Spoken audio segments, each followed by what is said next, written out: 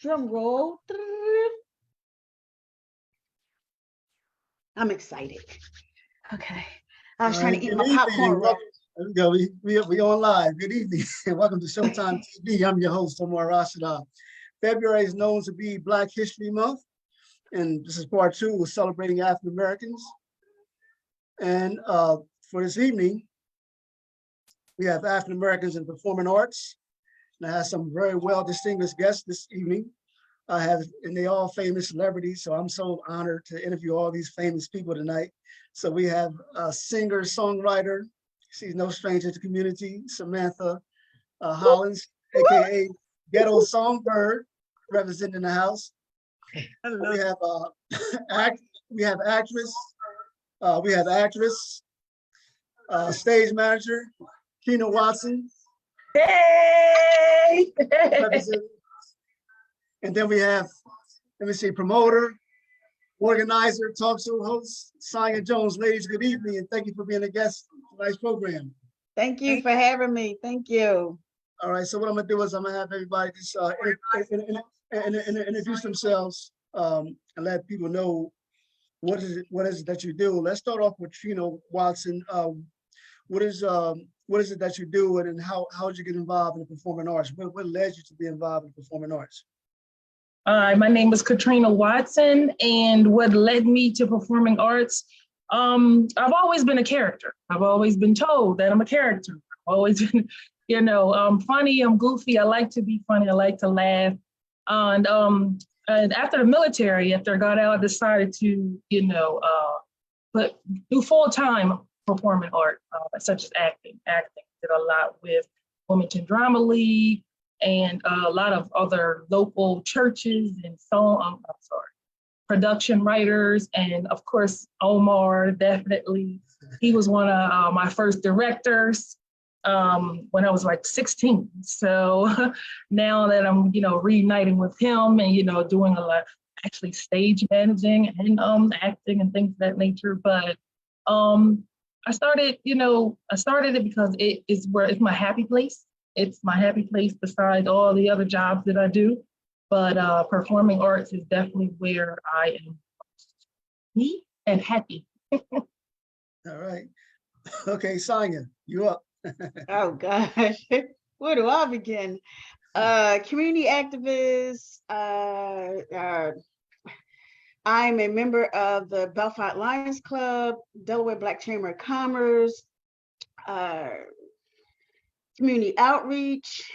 Oh gosh, I host comedy, and I used to do radio for about 5 years. I took a step back for a little bit, just for a little bit. I had to go through some personal stuff with the loss of my son. So I wanted to make sure that was squared away first before I come back to that.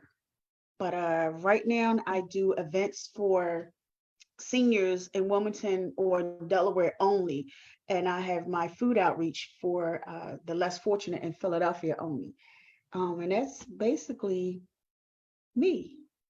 Oh, yeah. You do a lot. You got your hands full. Yeah. All right, Ghetto Songbird Samantha, you up. Well, I always like to say that I started as a writer because writing was my place of comfort and what I wanted to do when I first started off being creative as a child. But then I realized someone had to sing the songs that I was writing, and I always thought Whitney Houston or somebody like that was going to sing my songs. But I had up the courage to get on stage. And the more I got on the stage, the more I got comfortable with performing. I picked up the guitar and started playing by ear and kind of just fell into music on the Philadelphia music scene as a rock and roll singer, songwriter, guitarist. But then I didn't realize that there was no market for Black women in rock. So I started putting together shows, and I started to do journalism to give more outlets and media space for people like myself, so we can have those spaces as well to create and perform and excel. And later down the line, I put together my own media outlet called the Culture Rock Griot, where I interview different artists. And now I'm a radio host on WHGE 95.3 here in Wilmington, Delaware. All right, all right. So she's going. Hey. I've been a guest on the show. So it's a very good show. Now, Samantha, what time and what station is that again? Just to let those in the audience who are watching. I have to give a shout out to Janice King, who referred me over her show called the Wilmington Renaissance Radio Show. And it's on WHGE 95.3 from 3 p.m. to 4 p.m. Eastern Standard Time. All right, okay, that's great. I want to stay with you, Samantha. I want to ask all three of you, what are the challenges of all what you all three do? You're a organizer, community activist, actress, stage manager, tech crew, singer, songwriter, talk show host. What would you say are the challenges that you face and what you all do? Let's start off with Samantha, because sometimes people may think, oh, they may see us do what we do, and y'all do great at it, but they may not know it could be a struggle at times. It could be a challenge, know what we do. There are obstacles that you have to overcome, but nevertheless we overcome them. So I just want to let those in the audience know that sometimes it's not always easy. What you see on stage, it's perfect, but it takes hard work and dedication. So Samantha, let's start off with you. I started in 2001 as Ghetto Songbird, the rock and roll singer, songwriter, guitarist. And I would say those challenges that I started with at the beginning are still here with me to this day. Nothing has changed. They don't want a woman, yet alone a Black woman, being at the top of the game of rock and roll music. If you listen to your radio and you watch TV, you will not see a lot of us doing it on that level. Although behind the scenes, a lot of us are on that level. So for me, I don't think there's any changes or anything that's going to stop the struggles. It's just all about how we deal with them and what we do to create our own way and our own lanes and other outlets for others. So the same things don't continue to happen because we keep looking for the moment to be on the Grammys or to be on other TV shows that just don't want us there in those spaces. So we have to create our own. And that's what I've done with the Culture Rock Griot. And now I get a chance to do with the radio show, to make sure that those changes happens within us and within the community so we can strive and continue to do with Jimi Hendrix did and what Sister Rosetta started for us. Absolutely. So let me stay with you for a moment. This is Black History Month. We're known as African Americans, African people, Jamaican people. We love reggae. We love R&B. We love hip hop. So what type of compliments have you received or not received from African Americans? Because some of us may like rock, but it's not like really heavy music that we always been into. So have you received flack from other African Americans like, well, why don't you sing R&B? Why don't you sing neo soul? Why you got to sing rock? Yes, because I started on the Philadelphia music scene. That's where I'm from. And the Black Lily was huge when I started. You had Jill Scott, Music Soul Child, Bilal, Erykah Badu, India Arie stopped through there. And I was there, but I would not get put on. It took someone really like pushing them to say, you have to put her on, to finally put me on. But they put me on all the way at the end where people were already filtering out. And those there where I kept going to those type of events, not realizing that they just didn't want to hear that music. They came there to hear their neo soul. But later on down the line, when I started creating my own open mics and events, I realized there was an audience of African descent that loved rock music. It's just, you can't go to a certain space and force that on them. And eventually, a lot of those folks who were at those neo soul events, back in the day, there used to be an event called Afro Punk. Now those same people are filtering Afro Punk. That whole changes, no longer punk. It's like a soulful scene. So I think it's a combination now where people are filtering in different spaces, learning the different styles of music. But when I first started, there was none of that. Right. So Sonia, any challenges that you face in regards to the work that you do? I used to sit at a farm like, yeah, I would love to do this. I would love to do that. And then when I decided to do it, thank God I had did a lot of volunteering and hanging in the background, because me trying to do anything positive for the community, I got major pushback. I don't know if it was, I can't say it was my color, because this pushback came from people look like me. Just trying to get a heads up, trying to get the know what to do, where to go. I got major pushback. And from that, it hurt a little, but it taught me how to get where I needed to go. You know, radio opened up a lot of doors for me. It allowed me to meet a lot of the people that I've met, Obama to you name what hip hop artists. Uh, it allowed me to meet and to travel and to engage and open up doors. I used to always say, if I, scratch one, I scratch my back and I scratch my other back. Meaning, if all I needed to do was just open up one door for something else that will help me get where I needed to go, because it's kind of hard and rough out here when you're trying to do something positive and you get major pushback from those that you expect would support you, but don't. I don't know if it's they're waiting for my downfall. I don't want to be too involved because I don't see that vision. And the thing is, you're not supposed to see somebody's vision. That's their vision. That's their baby, and that's my passion. But I just keep going. I keep going. I don't ask me how I get it, but I get it done. That's good. That's good. So Trina, as an actress, what challenges have you faced? Well, I've always been the type of person I'm going to do it because nobody else is doing it.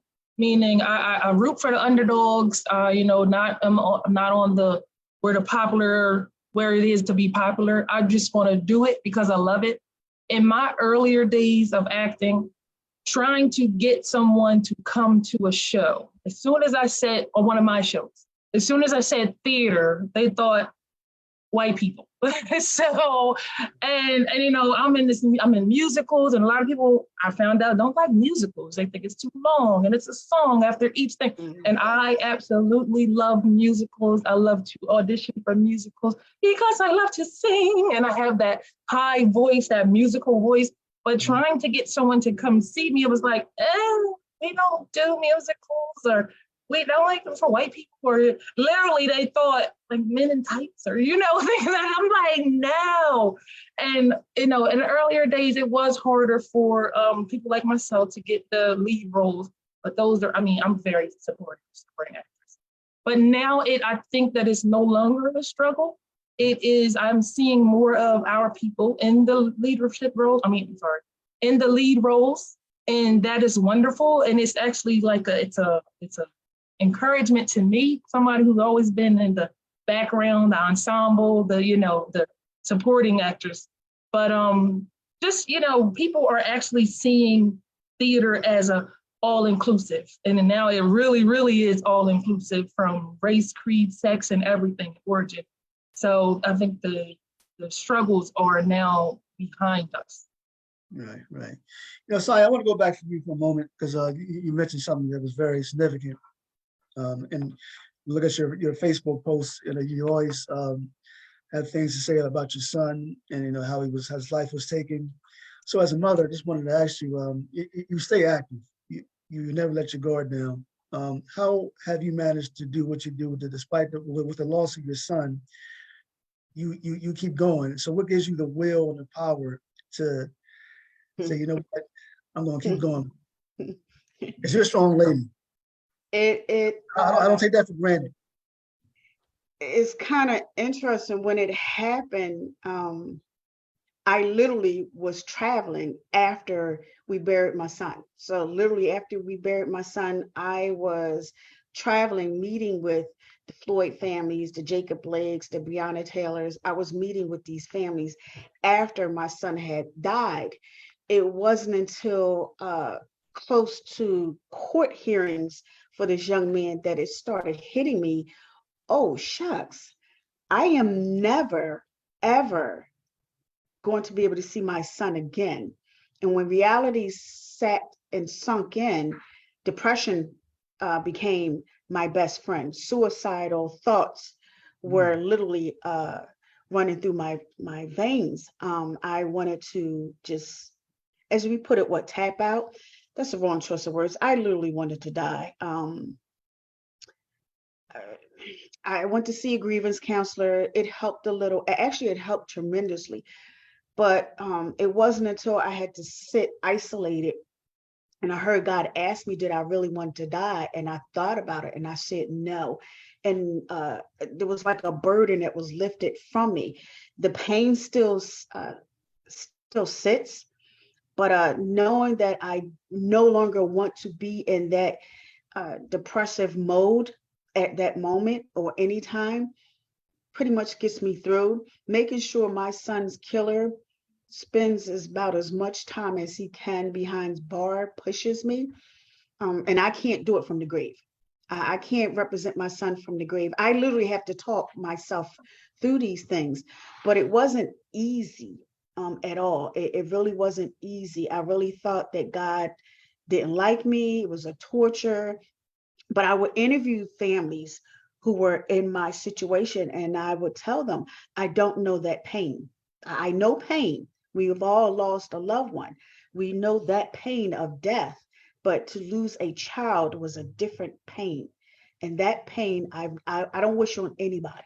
I have no enemies. I hate no one, and I wouldn't wish that on anyone. But as long as I'm busy, I find myself that when I am at my busiest, I don't reflect on it as much. But when I calm down, my mind lingers on my son, and that part right there, um, it, it's not a good place to be. It's really not a good place to be. He's going to forever be remembered. I just have to take the time to think about him without going in a place that I've been that's not pretty. Absolutely. I know every day is a struggle, but you got God on your side and you just keep going. But it's just awesome thing. I want to stay with the children because Samantha and Trina, you both have children who, just like their mommies, are also performing artists. Samantha, two of your children are in my play, Three Men, Three Women, the Stories of Six Strangers. I believe just about all of them, or at least I know three of them, are into music. So how does it feel being a mother, seeing your offsprings do what you do, or at the very least are involved in performing arts? And Trina, when Samantha's finished, I want to go to you and ask you that same question. First, I just want to send love to Sonia. I know her, my friend Chris, and I've seen her around events, and they say you never know what a person is going through. I did not know that. So peace and love to you, sis. Thank you. Yeah, thank you. Yeah, we've been around a lot, Things like what you're doing, what other people are doing, it helps heal, if that makes any sense. It'll never completely be healed, but it helps. Yes. And Sonia was at the last performance that my sons performed, H-Fam, and they did a Christmas event. It was a charity event here in Wilmington, Delaware, and them perform. They came up with this on their own because the one thing I did not want to do is push anything that my husband and I, Ronan Ali and I do. I wanted them to find their own voice, and I wanted to see where they were going with this. And Lilo and Clyde to have more of an interest in acting and sketching, behind the scenes type of work. Like Lilo does camera work with I think they call the calls at the community center in Bellevue. And she's been doing that, and watching Clave with the acting. He's very like outward with his emotions and his feelings. So now he has somewhere to put that and that loud voice. And the music, Djembe is the one that's, although they all do music, Djembe, my son who plays the drums and percussion, he's the one that finds his voice through drums. Right. He even plays the keyboard now because that's percussion. So he has to have that energy. And during the pandemic, they all went through their bout with depression, especially Clave. Clave had to actually go to therapy because his depression got very low. A lot changed, and he wasn't going with the flow with the change. And then things that happened to him in school that I did not know, which was why I homeschool them now. So just everything full circle and taking a pause with my career just to make sure they're okay. Because every time I feel myself about to go back out there and do things full-fledged, it's like something pulls me back. It don't feel right going out to do what I love and having fun 100%, knowing that they still have issues that I have to help them through with. So it's all a balance in that. Right. All right, Trina. Can you say the question again? You were saying about the kids. Your daughter, about your kids. Your daughter is also in the performing arts. She plays the drums and she's acting as well. So what is it like seeing your offspring following her mommy's footsteps? Well, when it was actually a surprise when she first, Alexa, when she first was interested in something I was interested in. I was not the parent that always, forced her to be interested in something because I wanted it or I want to. I literally laid down things to say, this is what you can do, this is what you can do, this is what you can do. She started out with dancing for earlier years, 2 and up. She was a lovely dancer. Then she said, I don't want to dance anymore. She did stepping with the drumline team. So she was one of the steppers. And she enjoyed that for a few years. And then she said, I don't want to do this anymore. And then theater, it was something we were trying to do, actually juggle with the dancing and the stepping and the theater. And we actually had to drop one, and she said, oh, well, I want to drop stepping and dance. So she decided that theater would be her interest. And then it would be days that we would stay in the theater from 8 hours to 12 hours. When I say we lived in the theater, we lived in the theater, literally, because our passion was so great. And just to see her follow, she started from not being able to read a script flowingly, she would just read it like, a robot. And then one day she got on stage. She was at audition, I remember, because I got really emotional. And she looked like she had done this for years because it was like an investment. I think as a parent, we need to invest our time, not just money, but time into it. Just because we don't see them, it happened in the first go round. It's investing their time, your time, passion, and encouragement.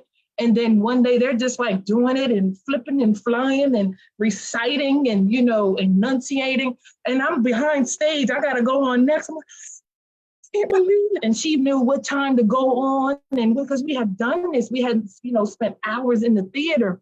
And I was literally trying to clear my face and go on next after her. It was like, tag, you're it, mommy. And I was like, okay. And then you put on a happy face, you get out there on the stage, and then to see that's when I knew everything that I was doing, all the time that I was putting in, all the practice we did at home, all the, on the phone. I knew that it was beneficial. It was beneficial, and to see, them grow in any profession. And after COVID hit, meaning COVID was the only thing that stopped us from being as passionate and putting as much time as we put into the theater. That was the only thing that stopped us. And those 2 years were so I would say horrible, but they were harsh because both of us kind of went on to other things, and our passion for theater was just not as great. So now, and last year and this time, we are literally putting back on our time and things and above many million other things that I do. I could list, but I'm not going to. But, just the timing, we have, it's very limited to our theater or performing art at this time. But we plan on, changing that. Right. Sonia, you got an upcoming event this weekend. We want to get that in there now. Yes. So talk about it. Where do I start? All right. My great-grandmother had died. When did she die? She died September of 82. She was my world.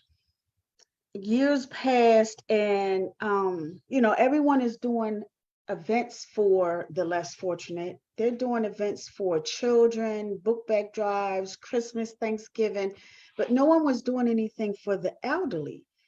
And I went to go visit a few people who worked in nursing facilities, and I would watch some of them, families coming to pick them up, and the ones that stayed just seemed so isolated, just so lonely, alone. I'm like, wow, that's so sad. I birthed a child, I take care of them, and now I get placed in this facility to where no one comes and visits. So I had thought of doing something for the seniors, and I'm anal on words. So I don't celebrate holidays. So instead of doing a Christmas or Valentine's Day, I came up with adopt a grandparent holiday event, pretty much like Christmas. I ran with that. I reached out to the community, got funding. I went out to some of the facilities where seniors uh, hang out, where they reside, and I dropped off like a Christmas list, and they check off the boxes, and I picked them up, and I went out shopping and rented the school, PS Middle School, and all my events are free because I get donations from the community. Comes with a DJ and a caterer, and they came, got their gifts. I had raffled off some more, and they loved it, and I liked it. So I said, okay, well, Valentine's Day is coming up. Let's do something again. I did that one. I did a senior Cupid ball. That was in 2017, and I hit a lot of bumps in life. I went through a lot in life, and I stopped. uh, I'm at an event again this year, and I met with a councilwoman, and we was just talking, and she asked me if I decided to bring this senior Cooper ball back again, she would help me. So I did. So this Sunday this took a lot of planning, but this Sunday I'm hosting a senior Cupid ball. What it consists of is a Valentine's Day, pretty much. Every senior that comes in gets a gift bag with a flower. There's going to be gift cards given away. I have sponsors that are going to give someone like Rush is giving away, what is it, free spa, salon. I got coffee. Oh my gosh, collars and cuffs is giving, gift certificate. So we're going to be raffling off a lot of free gifts, door prizes. I have a comedian, we have a DJ. There was going to be a live band, but by the time we got the venue together, that got pushed back. So I improvised with a comedian. So we're going to make from 2 to 5 p.m. the best 3 hours any senior citizen can have. I'm going to try my best to make sure they're walking out of there feeling loved. Okay, so now where's the event going to be take place? It's going to take place at Hicks Anderson, William Hicks Anderson, 501 North Madison Street, Wilmington, Delaware. But you have to register. Can I just say something? Another reason why I decided to do this, because if you look at all the commercials geared for Christmas time, they're for 40 and under. If you just take a walk with me real fast, when we go to families gatherings, where's grandma and grandpa? Hugged up against the edge of the chair somewhere on the couch.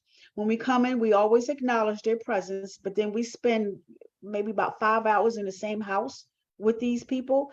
And if you total it up, you probably spent an hour, just 1 hour with your grandparents. Just hi, how you doing? Keep it moving. But you're spending a majority of the time with your other family members as if they don't exist.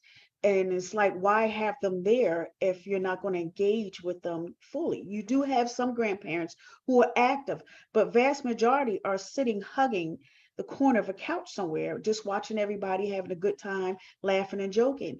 And I wanted to give something back to them. If it's nothing but just for a day, at least they can say, I had something for me. This is for me. This is what I got.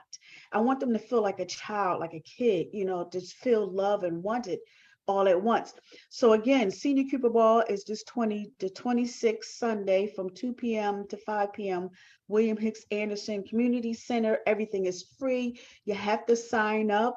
Registration ends this Friday. So if you hit me up on my email and just leave me your first name and last initial, how many people are going to be coming. The goal is to cap it off at 100.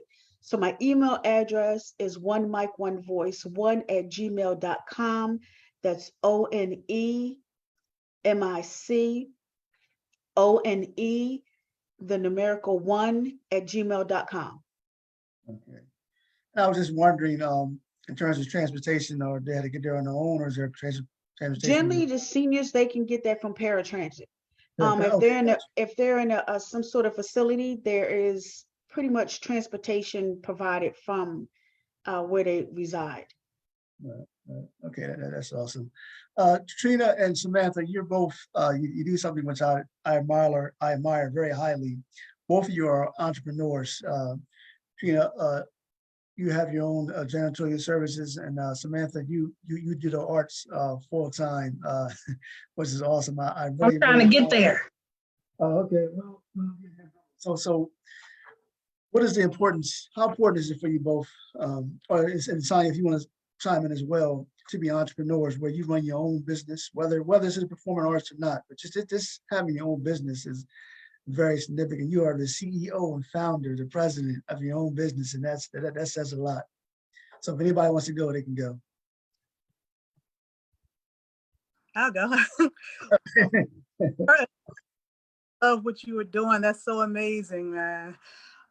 Being an entrepreneur, it was something that I didn't plan on doing. I thought that I was going to be able to get signed, sell records, and do things the way that I saw it on TV. But behind the scenes, that it doesn't happen like that. So I had to take control of my career, and I had to figure out ways to have different streams of income coming in, even when I'm not on the stage, because being on the stage doesn't always pay. And if it does pay, it doesn't always pay well. So there has to be money coming from different angles to make sure those bills are paid and food is on the table, because a lot of people want you to come out and do free stuff and don't realize free stuff. Well, they do realize, I believe.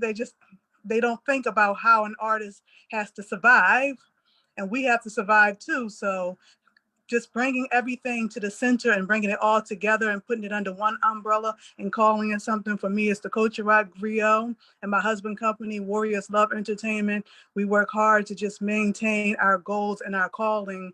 And we also do it to help other artists as well, because there's a lot of young folks that are coming up that don't understand how these things work. And people think just because they see you on TV or on the radio, you actually have a better deal than the person that's not there. But there's a lot of us who say no to those deals on purpose, because it's just certain things we're not willing to sacrifice to move ahead. So you got to create your own business and do your own thing. Yeah, so to piggyback exactly everything Samantha just said, I'm like, yes, me. But I always wanted to be a performing artist from 24/7, from sun up to sundown. And I always joke with my fiance. I really joke. I say, I want to die in a happy place. This is because I love spaghetti and I love to laugh and I love theater. I said, I want to die in a theater, eating a bowl of spaghetti and laughing. That would be the best ever. Like literally, that would be just my happy. So I always wanted to be a full-time performing artist, but like Samantha said, it's not always paying. You're not always going to get paid, and you're not always going to get paid what you need to keep the lights on. So that's where our businesses come into play. I'm a realtor, and I'm also the owner of a Whole New World Cleaning Service.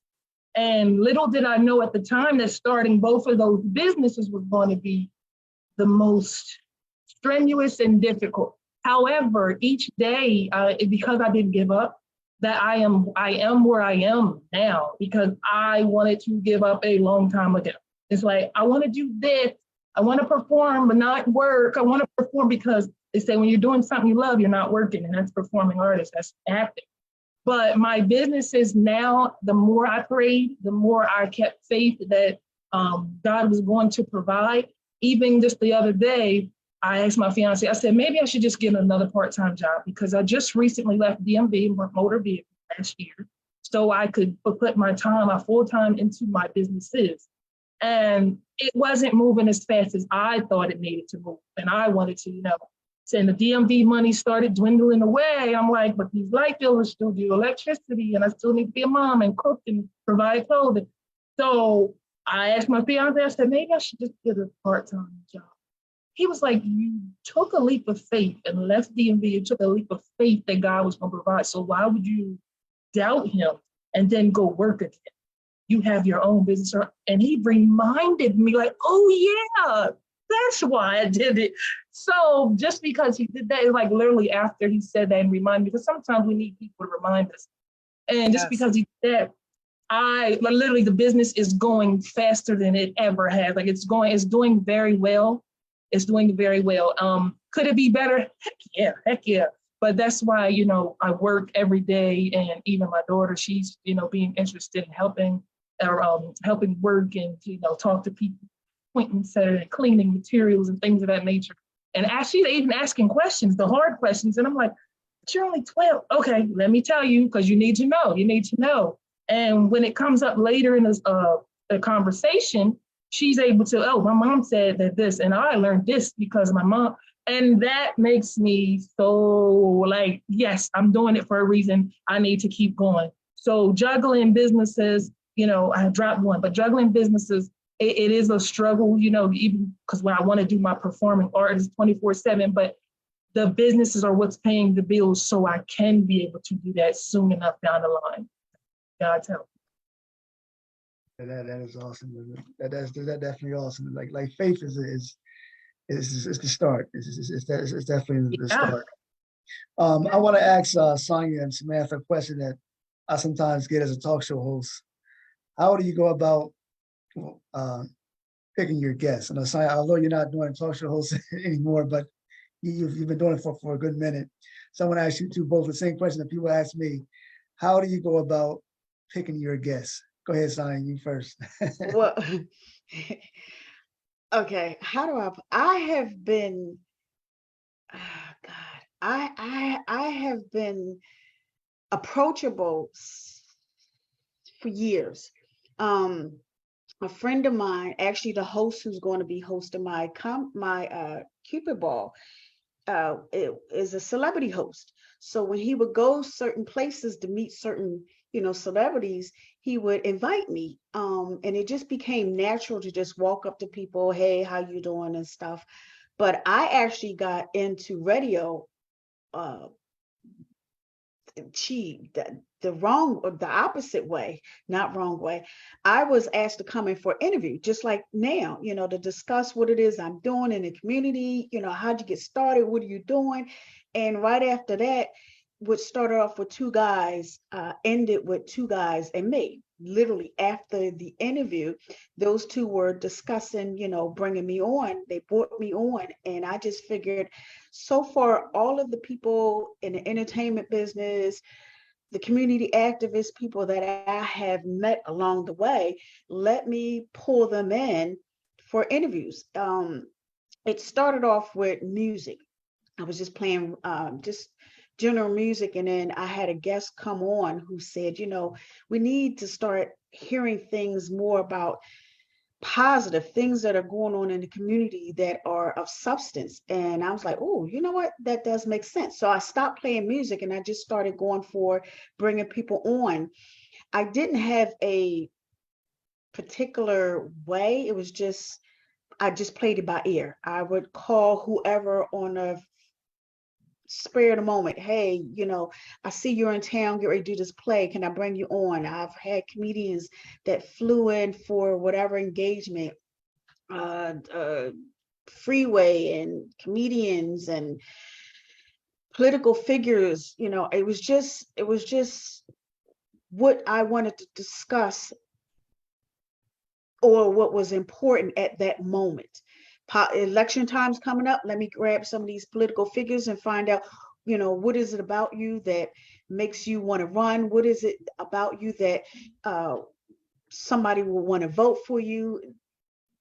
Trying to give somebody else a shine, trying to give somebody else a platform, new artists coming out. They're trying to get, and I didn't even know that people were charging. And that's something I didn't do. I wasn't charging for interviews. So I would just bring people on that look like hey, I have a book that I need to get some airtime on. Sure, no problem, because we're both getting exposure. When you decide for whatever reason to blow up, I can always say, hey, I remember those times. But I didn't have a particular way of doing it. I just ran with it, if that makes sense. Right, absolutely understand. Samantha, so I know you just started maybe about 4, 5, 6 months ago, maybe. So, but how you go about deciding what type of guests you want to bring on?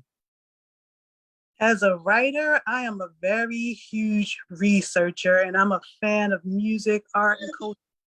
So a lot of times I already have these magical lists of people that I want to talk to one day. And I started my platform, the Culture Rock Griot. So with the Culture Rock Griot, I had an opportunity to interview people all around the African diaspora that are in rock music or just doing something with a cultural vibe to it. So when I got the radio show, I said, I want to do the same thing, but in Wilmington, Delaware, and get that same energy going with the culture, music, and arts. So every week, I never book way in advance. I like to see what's going on in the city. I research everything that I can find that's going on. And I heard about the Cupid Ball too. So I mentioned this stuff on the radio show and I tried to align the guests with what's going on in the city. So if there's something, a show coming up, I want to interview that person so they can promote whatever they have coming up. And that's the way I like to do it, kind of just more so on the vibe of what's going on. Oh, this person needs to be able to have the platform to talk about what's going on. All right. Um, Once again, this is African American History Month special, African Americans in the Performing Arts. So I want to ask you three, who are some of the well-known African American, or even local, that you come to admire, whether they be dancers, singers, musicians, spoken word artists, actors, actresses? Trina, I'm gonna let you start. I'm going to go with local.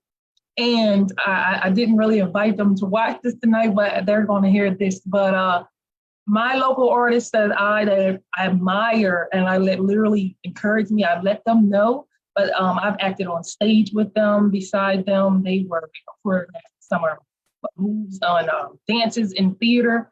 But Quincy Spady, she's one. I'm not sure if anybody's heard of her, but she was a choreographer. Oh my gosh, can't say. In one of our plays, and she may be in multiple. In one of our plays, I met her in a play, and she actually owns a business where she is princess party. She dresses up as different princesses and goes to kids' parties, and she is phenomenal. I follow her. My child is a little bit older than for her princess party, but I follow her and refer her to everyone with a child, with a princess, a prince, or whatever. But she does shows and she dresses up and she becomes the character. Like, and I'm telling them, like, she's like this 24/7. This is her nature, it's her personality. So she's an admiration. She's something I admire, and she's encouragement to me. Ashley Baker, she is, I'm not sure if anybody, but she is a wonderful actress. I follow her and she's always getting booked, Tasha Poindexter, she's been on TV. She is a very funny comedian. But yeah, these are local artists, and these are to anybody else, they would be regular people, but to me, they are big people. And why I am where I am, I would love to be, where they are, because they have taken this and, they do this 24/7. And I really want to be where they are. But even some on TV, Felicia Rashad was just here at the Wilmington Library. Mm-hmm. And I didn't get to make it, but my daughter did with her piano teacher, and they took pictures. And my daughter, she's 12, she's like, who's Felicia Rashad? And I'm like, she didn't know the importance, but once we let her know, me and my fiance let her know that she paved the way for Black actresses on TV shows. So, she was one of them. And she was like, okay. And she went, and then her piano teacher ended up letting me know that she was sharing with the other children who were there. The same thing we had just shared. She had just learned it, just shared, just wonder why this person was so important. Who's Bill Cosby, things of that nature. And just off of that, she learned something new and spread it to others. And I can think, oh my God, Viola Davis. I've been watching her in everything. I could watch her all day long. Oh, she's just, and her acting is just like she not acting at all. Like literally, she deserves Oscars. But those are just some. I could go on. But yeah. All right, Samantha. I truly admire my mother. She is the woman that got me into the arts, music, culture, everything that I know that I'm doing right now, even writing. I admire Ida B. Wells, her journalistic style that connected with her people at that time when struggle was so harsh and you could get really killed, in trouble or whatever, and she still spoke her mind and led her people, and she kept doing what she was doing regardless of the struggles, and the struggles are way different back then. Sister Mm. Rose Tharpe, the first lady of rock and roll. I love me some Sister Rosetta Tharpe. I admire my husband, Ronan Ali, who's also a singer, songwriter, musician. Whenever I feel like giving up, he's always there to push me, and just watching him do what he does, because he's been performing for a long time as well and doesn't get the credit he deserves. I love that. Omar, I admire you. Ever since I came here to Delaware, when people wouldn't let me in and book me for anything, you were there and you were always supportive. And I love play, gave me a chance to actually see who you are and how you think is brilliant. Keep doing what you're Yeah, I doing. like Omar too. Sorry. I don't list. I'm sorry. You turned it to my head, not my heart. That's all good. That's all good. And Janice King, she's an amazing artist. Those are my local. You and Janice Keys are, and Miss M at Major Bookstore. You three Oh, are my heroes. all right. Okay, Sonia, before we close I, out. I'm Black History Month. I'm Black History 365 days. Right. I don't want to take from anybody. So Mhm. any and everybody who is doing anything positive within themselves, within the community, within uh, those that are around them is Black History Month. I salute them, I respect them, and I honor them.